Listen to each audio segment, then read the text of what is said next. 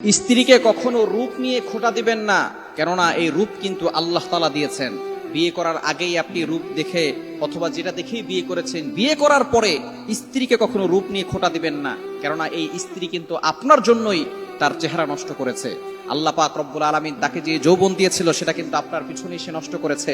যখন একটা বাচ্চা হয় তখন কিন্তু অনেক মেয়েদের কিন্তু চেহারা নষ্ট হয়ে যায়, শরীরের আকার আকৃতি একটু অন্যরকম হয়ে যায়, তখন অনেক পুরুষ স্ত্রীকে খোঁটা দিয়ে থাকে। খবরদার, আপনার সন্তানকে 10 মাস পেটে ধারণ করার কারণেই তার শরীর নষ্ট হয়েছে। আপনার সন্তান দুনিয়াতে আসার কারণে সে মৃত্যুর শয্যা পর্যন্ত চলে গিয়েছে। সে দুনিয়ার সবকিছু ছেড়ে দিয়েছিল, এমন একটি ব্যথা তার এসেছিল, তারপরও তিনি তার শরীরটাকে যেভাবে রেখেছেন। আপনি কখনো এই শরীর নিয়ে, তার রূপ নিয়ে কখনো খোঁটা দিতে যাবেন না, কেননা তার এই শরীর নষ্ট হওয়ার মূল কারণ কিন্তু আপনি। আপনার সন্তানকে লালন পালন করতে, আপনার সংসারে খাটতে খাটতে তার রূপের প্রতি সে নজর দিতে পারে না।